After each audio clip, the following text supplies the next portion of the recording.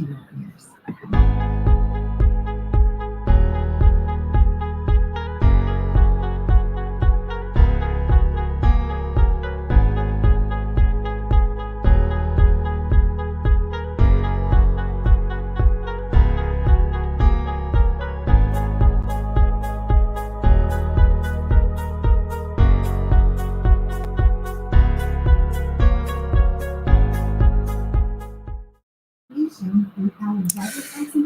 up, what up, what up, what up? Welcome to another episode number 15 of the Swoosh Hoops podcast.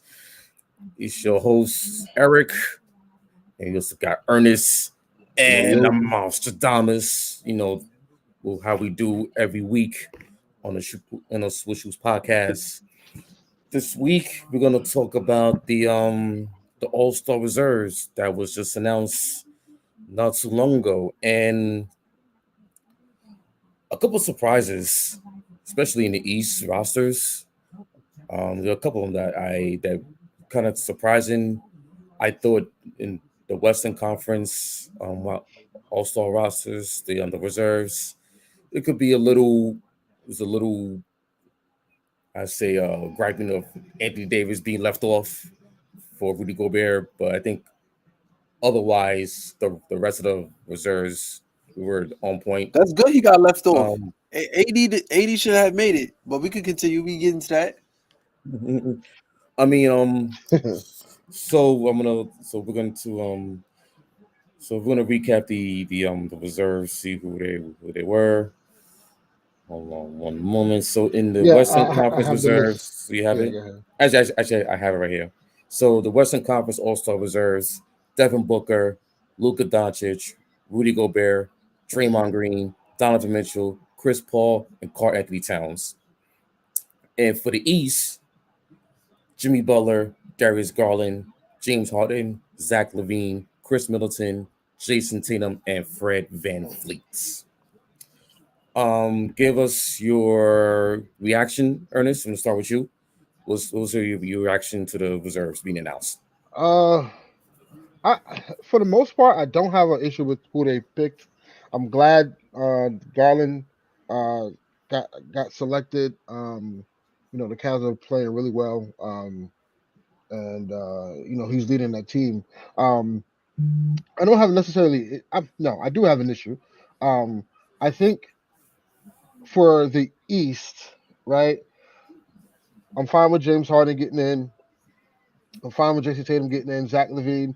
I felt Zach LaVine should have been a starter, but I'm fine with him getting in. I'm fine with Fred VanVleet, and I'm fine with Darius Garland. What I'm not fine with is Jimmy Butler and Chris Middleton, only because Jimmy Butler has missed. He missed a handful of games this year from the Miami Heat. I understand, how they've been playing as of late, but I just think he missed some time due to some injuries throughout the course of the year. Let's talk about it. And I felt there were Let's talk about it. that have been playing every day. Let's talk about it. And Chris Middleton, I just think, I can see that if the Bucks were the number 1 seed in the East, but right now they're sitting at 4. They've been kind of underperforming a little bit. I don't necessarily agree with Chris Middleton either. My replacements would be these 3 guys out of the East. It'll be either LaMelo Ball, Miles Bridges, or Jared Allen. Those would be my 3. Pick your 2 out the 3, if you will. For the West, I don't have an issue with. DeJounte Murray deserves some consideration there, given the fact that Draymond said this on TNT show. The Spurs are better than what we thought they were going to be, obviously, and he's been putting up crazy numbers this year. Been playing really well, and he's improved. But obviously now Draymond Green isn't playing, and a part of me feels like, Anthony Davis will be his replacement from the totem pole. It's just how especially if AD kind of plays how he's playing now until next week, whatever. But I would like to see DeJounte Murray take that slot, but I just feel like just off of sheer fandom and excitement, I think they'll probably add Anthony Davis as Draymond's replacement. But other than that, I have no problem with the list. But again, Jimmy Butler, Chris Middleton, I wasn't too excited about those two guys being added on to the All-Star roster. Myself on the East rosters, Jarrett Allen was one that stood out to me. That was snubbed. The Chris Middleton selection came out of nowhere. I didn't really see the consistency that he had all year long, and plus they've been meddling in the middle of the Eastern Conference standings. So I guess I don't know. I guess because of whole Giannis connection and what they've been doing, how they've been playing lately. They gave Chris Middleton that push, but he's been inconsistent all year long. And I just thought that Jarrett Allen was consistently solid all year long, with the fact that him, Garland, Mobley, that Cavaliers team came out of nowhere and is like a half game behind for the first place in the East. So no one saw that coming. So I would have liked to have seen Jarrett Allen on that roster. Jimmy Butler's, I agree with you, Ernest.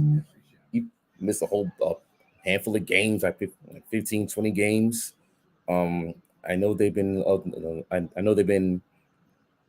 one of the top teams in the East all year, but I just felt like he missed too many games. And I think that's the main reason why I felt like he shouldn't be on there. Miles Bridges would have been. I had him coming. Anthony Davis didn't make it because he missed. Yes, too many games. So like before AD got hurt, he was averaging 24 and 10. Like that, those are all-star numbers. So Jimmy Butler's averaging what 15, 16 a game this year. So right. So it's like, okay, I get it, but Miles Bridges playing is probably one of the top candidates for most improved. He should at least got some all-star consideration. And also Jarrett Allen should have all-star consideration. In the West, I don't have an issue. Maybe DeJounte Murray, because he's been balling and his name is in the trade rumors all over the place. So he's been having a really solid season. I stand corrected. Jimmy Butler's averaging 22 points. Okay, 22 6 points. rebounds and 6 assists. That is all-star worthy. Okay, but, I get it. But he's only played 33 games thus far. That's the problem. See what I'm saying? So I see. And AD has played 31 games this season, so that's what I was saying. Let's talk about it. So in the Western Conference reserves, I have no issue. Devin Booker, I thought he should have been a starter over Andrew Wiggins. But other than that, I see no problem with it. Draymond Green, he's gonna get replaced because he announced that he won't be playing the All-Star game. So that, and other than that, I don't have any gripe with the reserves. So next Thursday they're gonna announce the drafts of the All-Star teams of Team LeBron and Team KD. So it'll be interesting to see how those two set up their rosters. So Armani, what's your reaction? Real quick, Armani, before you go, just watching this Suns and Hawks game, Trae Young just hit a ridiculous clutch to put the game on ice. That was insane. That was insane. Can't stand that dude. I'm sorry. Well, he took over the garden.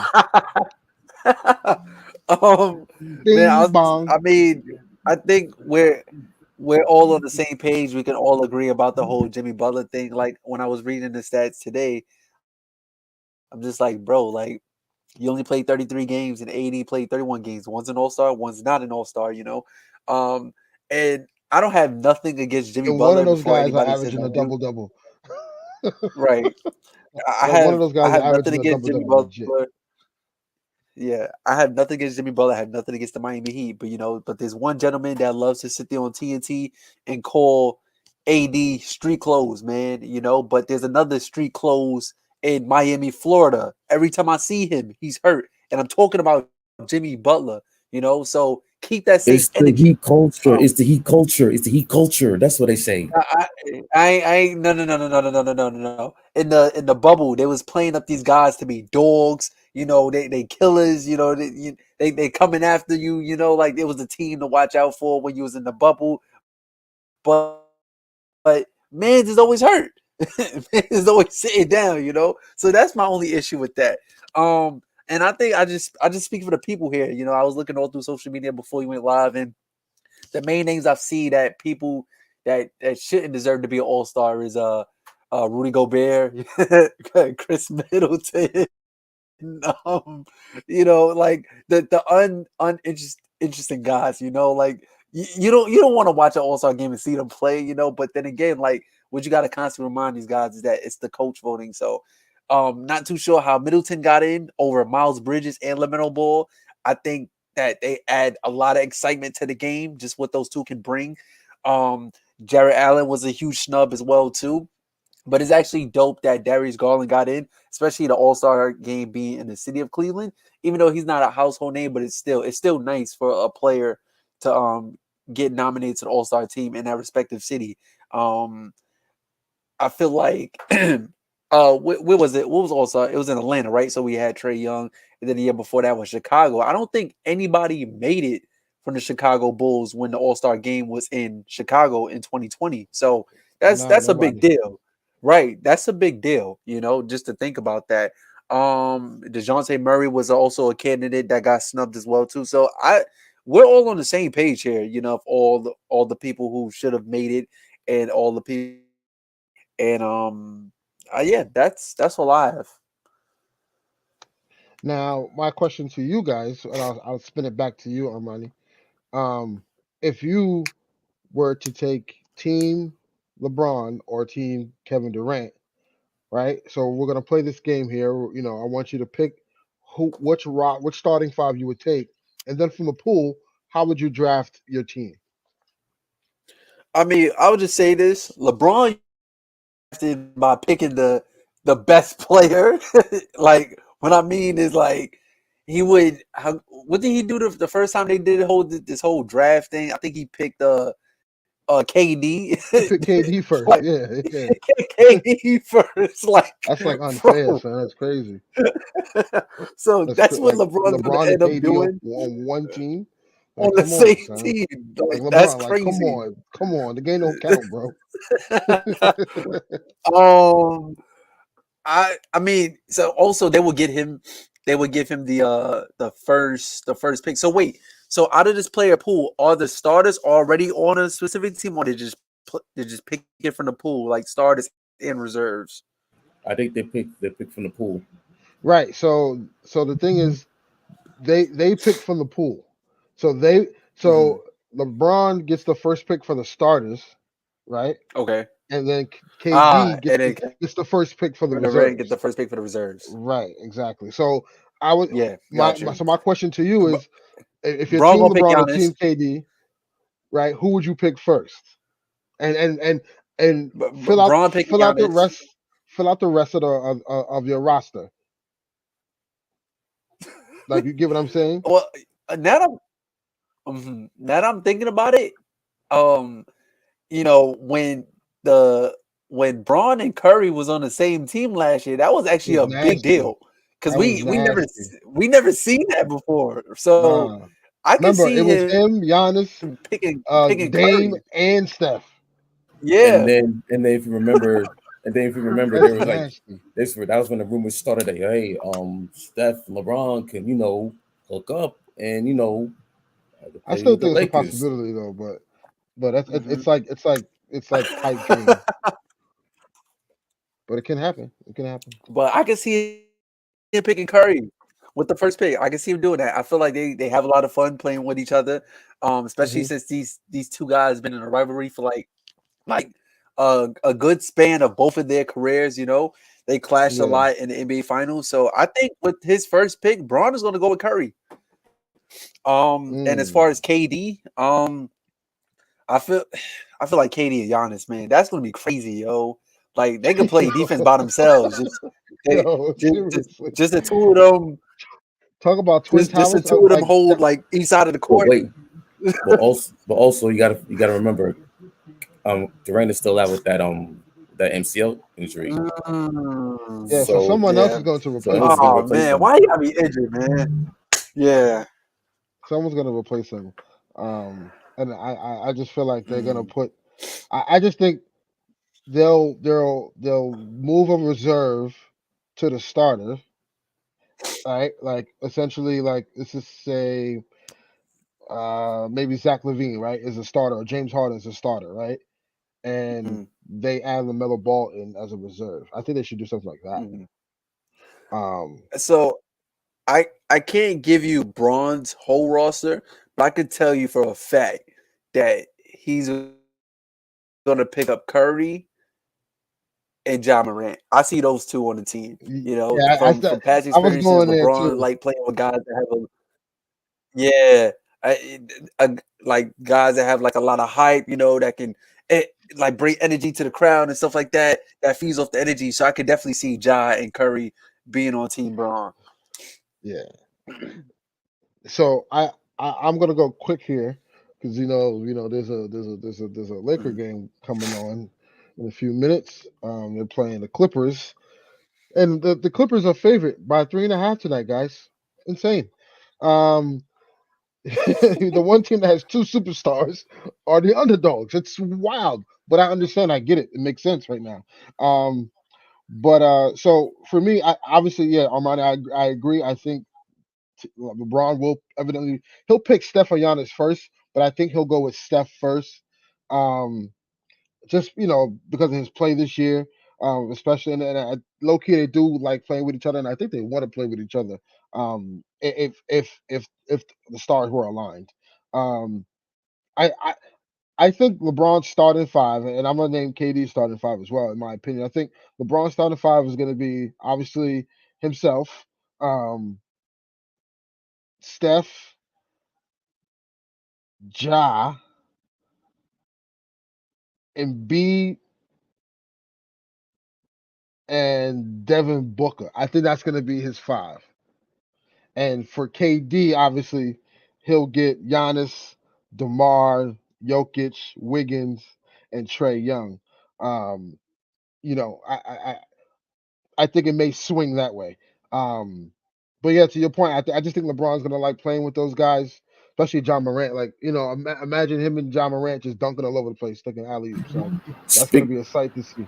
Speaking of which, I was at the game last night, and he started to put on a show last night. Listen, we don't have to have a depression session right now. No, we're not having a depression session. We understand where the Knicks are. We get it. This ain't about the Knicks this week. No. Unfortunately, you got a 5-game West Coast road trip. So yeah, you're coming to us on Saturday, so you better get ready.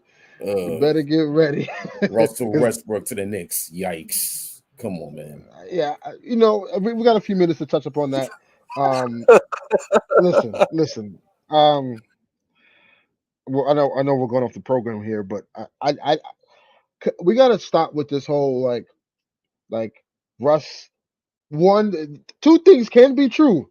Like I need to I want the NBA society to understand, and NBA Twitter, Lakers Twitter, whatever, with your trade machines and stuff. Two things can be true. Russ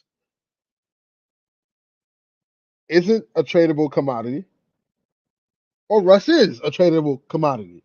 It all depends on what team is showing interest and how much are the Lakers willing to pay to get off him. But also another thing can be true, that he's not getting traded. Like, yes, I hate we talk about the Lakers every show, but like it's just like every day there's something, right, with the trade machines, and sometimes I fall victim to it where I go on and I test some things out thinking I'm Rob Pelinka. But like, listen, at the end of the day, like whatever happens is gonna happen. And no one's gonna be satisfied. No matter what, no matter how you slice it, no one's gonna be satisfied. So personally, the idea of the Lakers trading Russell Westbrook, I don't think it'll happen unless they can get like Ben Simmons in return. Like that's a no-brainer to me, I think, because you immediately build for the future. But I don't think that's happening, and we can move on from that. But I do want Alec Burke on the Lakers and or Evan Fournier. I think they'll fit so beautifully with the Lakers right now. But needless to say, y'all need that shooting, and you need that playmaking, and you need size. So, and you need that fourth quarter scoring. So, Burks hasn't been he hasn't been playing well these last couple of weeks because he's been out of playing out of position as starting point guard instead of coming off the bench. And Evan Fournier, he's had a nice couple weeks. He had a 30 last night. Mm-hmm. He had a couple 20-point games. The reason why he kept y'all in the game against Memphis. Against Memphis, you know yeah. So if imagine a guy like that when the Lakers are going through that stupid, going through the motions and there's no energy, they're turning over the ball left. Like Evan Fournier could actually be a catalyst to spark a run for them. Like I'm just imagining like one play Russ gets a fast break dunk, the crowd's going crazy because you kind of feel the momentum, and then the next play. LeBron is going to the rim and he sees a wide open Evan Fournier for a three. Staples Center is gonna go crazy. So it's one of those things. I mean, I don't know how feasible it is to get them. I personally don't think a lot of things are gonna happen for the Lakers on the trade deadline. I could be wrong. But we'll see. Like today on the Bleacher Report, Zach Buckley reported if LA makes a move, 3 names come to mind: Eric Gordon, Terrence Ross, and Robert Covington. They seem to like high end of what the Lakers might be able to afford, as each man has a reason to come at a discount. So we'll see. It's a lot of smoke out there. A lot of things being thrown to the wall to see what sticks. So we'll see what happens. Today officially, Julius Randle could be traded. So we don't know what's going to happen. So there's going to be a lot of things happening. Whether the actual trades that go down or it's all smoke and mirrors. But I tell you this, not everybody's going to be satisfied of the outcome of the trade deadline. So take it for what it is, and you just hope your team gets better going into the playoffs. And also, don't forget, this might be a barometer of what might happen in the offseason. So you might test out the waters now. If you don't get the deal that you would like or the deal that doesn't fit the team right now, there's always the offseason. You don't think, like, for instance, the Lakers, if they're going to make a move, they're going to try to get off Russ in the summer because Russ in the summer is more valuable than he is right now because Russ in the summer has an expiring contract that upcoming season. So his contract is more likable because now you're going to have teams who are cap strapped who want relief. They'll be like, okay, we'll trade whatever we have for Russ because now that frees up our cap space this offseason. So, no, go ahead. Okay. And also don't forget about picks.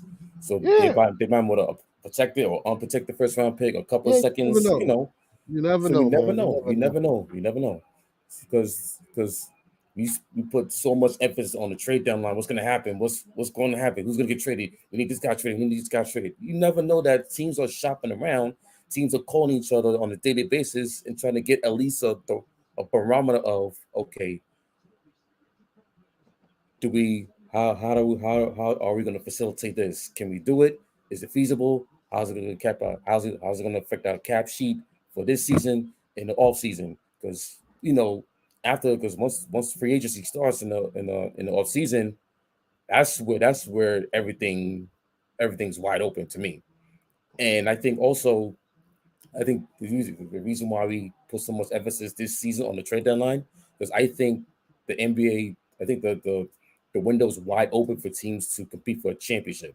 Oh yeah, no question. This is the biggest parity, right? This is the biggest parity in the league we've seen. Yeah, there's no clear cut favorite of who's gonna win who's gonna be the odds-on favorite. Yeah, we said that going into the season. Like even though like the Lakers were front runners to win because of the roster that they built. Obviously, Brooklyn the same because of the roster that they have. Milwaukee was on a trying to go back to back, and then Phoenix was looking for redemption. But still, like you see all those teams that I just named, and then you have other teams like the dark horse Miami Heat, the Grizzlies came out of nowhere, the Bulls. So it's like so it's up in the air right now, you know. So everybody's just trying to see and shop to see what they are can in get. contention for the 1 seed. Yeah, you know. So everybody's just trying to see what they could get.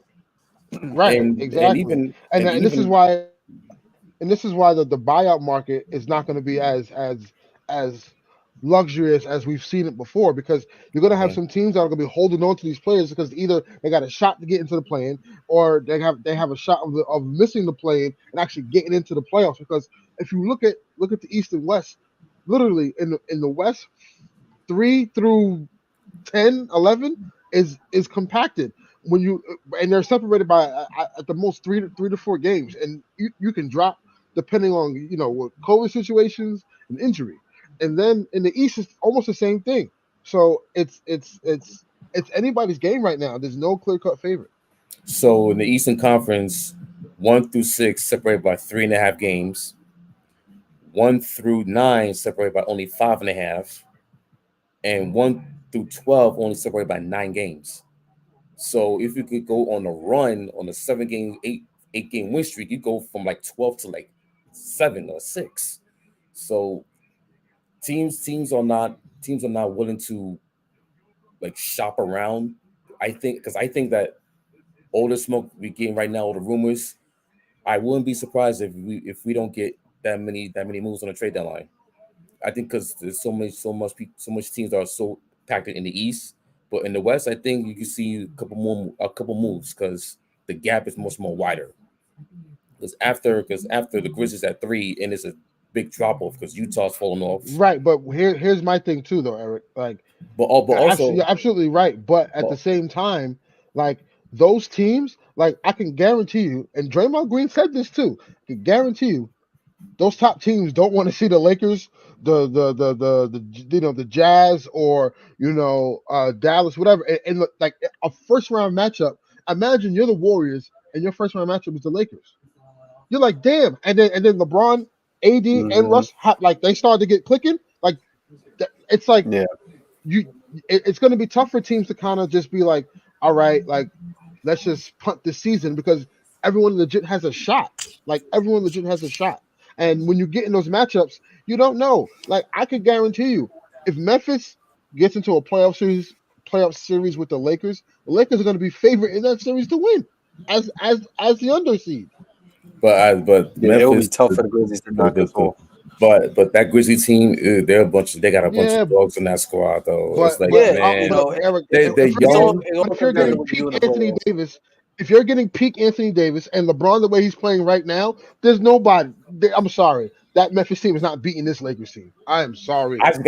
My thing is I just got to see the Lakers play consistently good ball because they haven't done it all. No, I feel you. I definitely you're feel right. You on Absolutely. That. I feel you on that.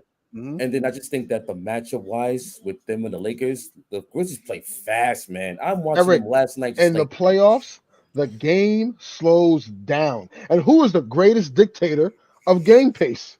LeBron James. Like he controls the game in so many ways. It's crazy. It's crazy. I get it. That's inexperience. You got the LeBron card, yes. But I think at some point, some of these younger teams, when they face the LeBron-led Lakers team with his age and the injuries that are catching up to him, and Anthony Davis playing, he's trying to get back being healthy. Who are the others that are going to complement those two to at least keep up with that team? Because at some point, when the Lakers were healthy, when LeBron and AD were healthy last year, the Lakers were 21-9, right? First place in the West. No one was talking about no one was raving how great the Lakers were playing.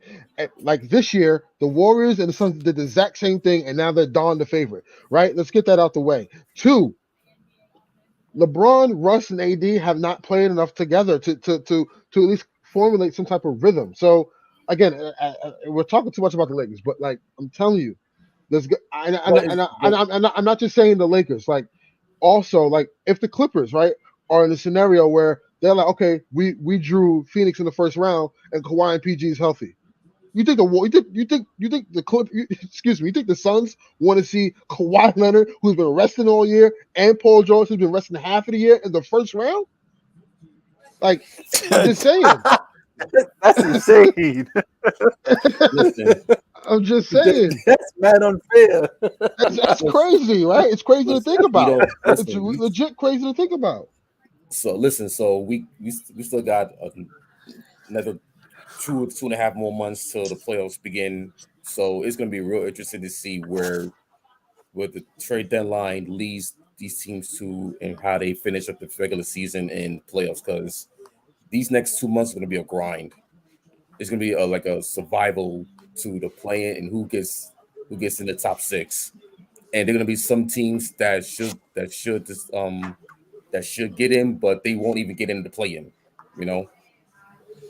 And also, our final topic before we cut it early, the Brooklyn Nets struggling right now, lost 6 straight, losing last night against the God, Kings. Russ. Sorry. Is there trouble in Brooklyn? No. Wait. Ernest, we're not saying nothing. Eric, go ahead. Go ahead. No, because you know what? No. Eric, speak your piece because you're the one on the last episode. Go ahead. I checked you. You said you was gonna go ahead. I challenged you because you said the most disappointing team to you is the Brooklyn Nets. And my argument was, what are you talking about? They're the 3 seed. They have, what happened. But now, since that conversation, they're now the 6 seed, and they're on a 5-game. They're on a 6-game, losing streak at the moment, and they lost to the Sacramento Kings last night. So, Eric, you have the floor. I stand corrected. Let's go. They have been disappointing. Close out the game. Let's go. Okay, so like I said before, like I mentioned last episode, they're struggling and it's not good. I just think that they're just so top heavy, and with those 3 guys, they have never been healthy consistently these last couple of years. Not gonna lie, together. Their bench is really bad. Really bad. Exactly. That's what I'm saying. Their bench. No, that's what I agree with you last week on that they're top heavy and that the rest of the guy. What we said last week is that there was no it's the balance. It's a huge drop off. When Katie Harden and Kyrie sit, like it's not like all right, you get some of your good role plays like your 6 man, like your Patty Mills that can still put up buckets for you. It dies down quickly to the point that you play G League guys and stuff like that. But the problem is too, Armani, with that statement you just said, like as a coach, Steve Nash, you shouldn't be sitting Kyrie, KD, and James Harden all at the same time. They have to stagger those minutes. Of course. Yeah, you have to, because you're so top heavy, you had to stagger those minutes. This is why, I yell at the TV so much when I see Frank Vogel, when LeBron and AD or Russ are in the game, right? You'll have, or let's just for instance, the other night, he had AD and Westbrook and Monk in Atlanta off the floor. What are you doing? And that's when Atlanta started to make their run. It's stuff like that. It's like at no point should those 3 guys, KD, Harden, and Kyrie, be off the floor. At any iteration of your lineup, one or 2 of those guys need to be in the lineup at all times. Exactly. So that's why I put them as the most disappointing team. And also, when they come back, they're going to have to restart that chemistry again. Who knows? And are they going to have enough time in the regular season and towards the playoffs to get that chemistry together? Again, see the same reoccurrence they did last year. The injuries caught them at the wrong time. They weren't able to finish in the playoffs. And what happened in the playoffs? Kyrie goes down with the injury, and James Harden with the hamstring. This year, no Kyrie at home games because of the city mandates. James Harden injured, and I believe he has 1 foot out the door. And Kevin Durant again injured with the leg injury, the MCL. So, and for exception of Patty Mills and maybe Blake Griffin, here and there, there's literally nothing. They literally got nothing. They have Also I'm disappointed that they haven't used Nick Claxton more, and you still using LaMarcus Aldridge and giving him 20 minutes. Like he should not even be playing those many minutes, man.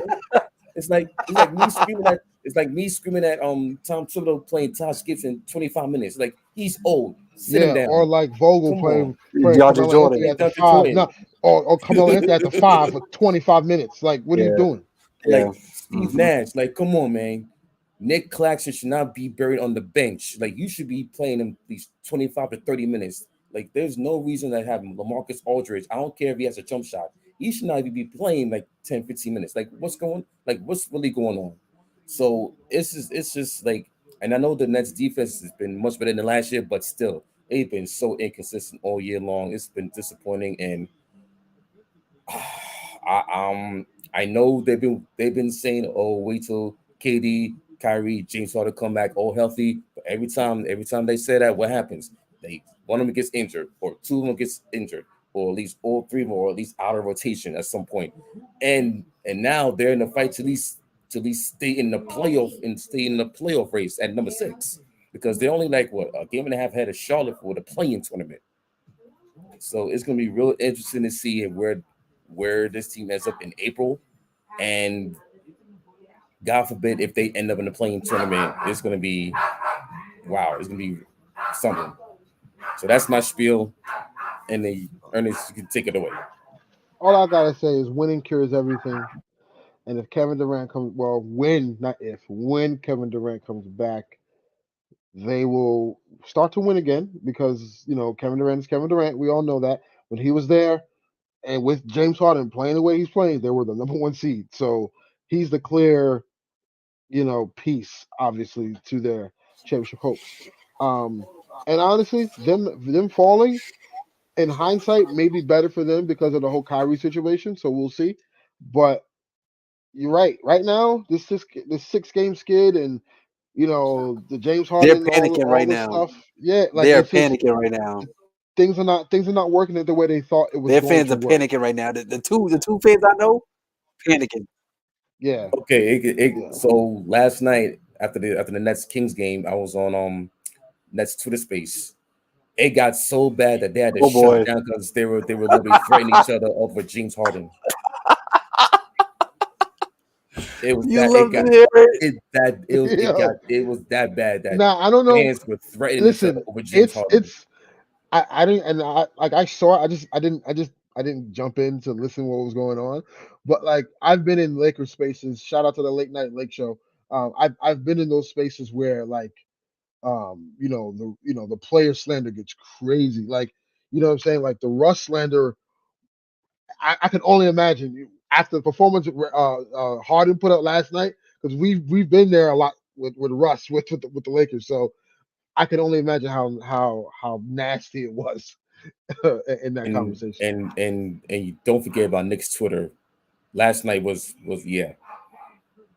typical Julius Randle beef, Civil War. Yeah, type. What was up with him going to the bench and the Memphis bench and doing all that? So during one of the timeouts, Desmond Bain trying to like steal and trying to bully Manuel quickly, and then after Julius Randle goes in and starts to get into it with Desmond Bain.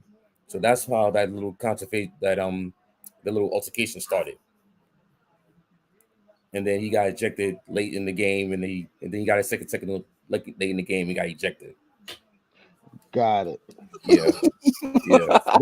But the slander, Julius Randle slander, oof, he's checked out mentally. I don't know what happened because last year it was all about. He had a career year last year, but then again he had no fans, and it was a COVID season.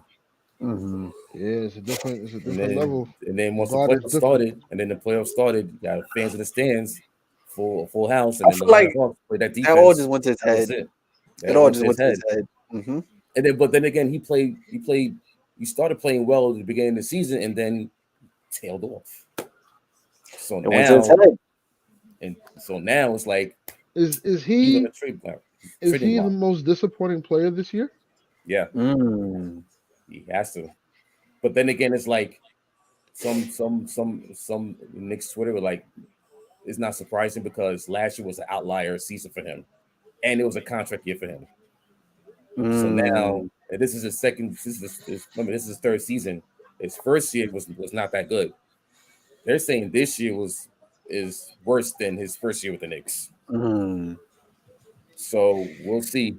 We'll see what moves they make next Thursday, and we'll see how the season goes. Because at this point, it won't surprise me if they missed the play-in tournament. Tough. Tough. Okay. Yeah, so I think we could wrap this up on this till here. We have to cut it short because you got the Laker game on right now, and I know Ernest and Armani, they want to see the Lakers at least be competitive in this game against the Clippers. You know what I mean? And yo, I'm not. Oh gosh, I've learned after the triple overtime loss, the Sacramento Queens. That's when I was like, I have to emotionally detach from this team. I've never felt that level of like just disappointment and anger and just like confusion all at the same time. Like it was such a weird feeling. I was like, you know what?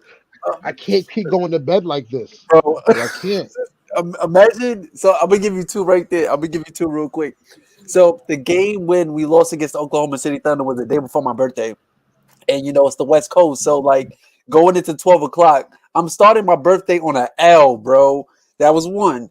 And then the triple overtime game against the Sacramento Queens, bro. I stayed up till 1 in the morning and had work at 8 in the morning, bro. Oh my God. So I'm with you, man. I'm with you, bro. Yo, so that game, bro. The LeBron, he kept ISOing and shooting threes. I was like, what do you do? Oh my God, man. Yeah, bro. Russ with the I don't know what layup, I don't know what he did, but I was just like, this is this. That's when I was like, I could watch the game objectively. I'm going to criticize. I'm going to, obviously point out the great things that they're doing, but I can't be emotionally attached to wins and losses anymore because it is what it is now. It is what it is. I've come to terms with that. So if the Lakers don't make the playoffs or they get bumped in the play-in or in the first round, anything short of a championship, I'm like, I saw it coming. That's where I'm at. So yeah, we're gonna take a lot of heat, yo.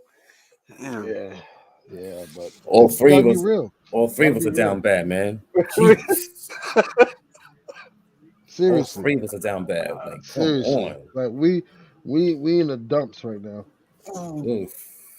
At least you're in the playing tournament. My team is like barely out of it. Bro, the Clippers have a better record than us, and they're missing their two best stars. Come on. The East, at least your excuse. Yeah, the East got better. East got better. The West got worse. Yeah. If you look at it, it was the injuries. It was the injuries because I feel like if Kawhi, PG, Jamal Murray, you also can include him as well too. If they were all here, like I feel like it would be balanced, because yeah, of course. I feel like that's the only thing that separates between the East and the West. Yes, like Phoenix wouldn't be as good as people. No. Phoenix would still be good, but people wouldn't paint them as the favorite because, let's just say for sake of argument, right? Like you said, Armani, like Denver was fully healthy. The Lakers were fully healthy. The Clippers were fully healthy. Zion was playing. You know what I mean? Like you look at those things, and you look at the rest, the West, and you're like, wait a minute, maybe Memphis isn't the third seed. Like, you know what I'm saying? We had him in the play-in when we started. Right. When we started the season. Right. So it's just you couple with injuries and obviously drama and all this stuff that's going on in the league. I can confidently say that the West would look a lot more dominant if the rest of those teams looked healthy.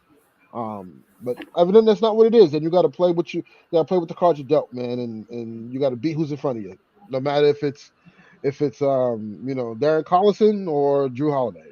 It is who it is. Yep, that's basketball for you. That's NBA for you. So, on that note, we're gonna end it right here. And real quick, I know we're gonna end it, but real quick, what are you guys expecting a busy trade deadline or a very slow news, nothing really happened trade deadline? Just no explanation, really. Just like, yes, this is why. No, whatever. And that's the stat. I feel like it's gonna be hyped up to be a letdown. Yeah, I agree. Like, so nothing's gonna happen. Nothing major, you know. I could see in between, like not that many trades, but a good amount of trades. Okay. Yeah. Well, trade deadline is next Thursday, so we'll see, and we'll have a trade deadline special Thursday. If not Thursday, guys, we'll be tuned in this week.